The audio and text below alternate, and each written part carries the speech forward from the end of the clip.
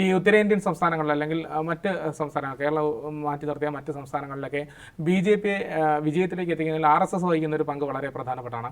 അത്തരത്തിൽ R S എസിന്റെ ഒരു പങ്ക് അല്ലെങ്കിൽ ആർ എസ് എസ് ഈ വരാൻ പോകുന്ന ഈ തെരഞ്ഞെടുപ്പുകളിലും കേരളത്തിൽ സഹായകമായി മാറുമെന്ന് തോന്നുന്നുണ്ടോ? ഇത് ഒരു പ്രചരണമാണ്. ബി ജെ പി ജയിക്കുമ്പോൾ അത് ആർ എസ് എസിൻ്റെ ചിട്ട പ്രവർത്തനം എന്ന് പറഞ്ഞുകൊണ്ട് ആർ എസ് എസിൻ്റെ പ്രവർത്തനം വേറെയാണ്.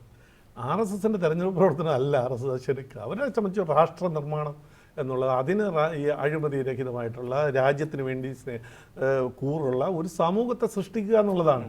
അതിങ്ങനെ സൃഷ്ടിക്കുന്ന ആളുകളെ വിവിധ സ്ഥലങ്ങളിലേക്ക് വരുന്നുണ്ട്. ബി ജെ പിയിലേക്ക് നിരവധി ആളുകൾ അതിൽ നിന്നുള്ള മാതൃകാപരമായി പ്രവർത്തനം നടത്തിയ ആളുകൾ ഇതിലേക്ക് വരും. BMS തൊഴിൽ മേഖലയിലേക്ക് പോകും, വിദ്യാർത്ഥി പ്രസ്ഥാനങ്ങൾ, മത്സ്യത്തൊഴിലാളി മേഖലകളിലേക്ക് പോകും. അങ്ങനെ രാഷ്ട്ര നിർമ്മാണമാണ് ആർ എസ് എസിൻ്റെ ജോലി. അല്ലാതെ ഒരു തെരഞ്ഞെടുപ്പ് വരുമ്പോൾ ഏതെങ്കിലും ഒരു രാഷ്ട്രീയ പാർട്ടിക്ക് വേണ്ടിയിട്ട് ഇറങ്ങുക എന്നുള്ളതല്ല.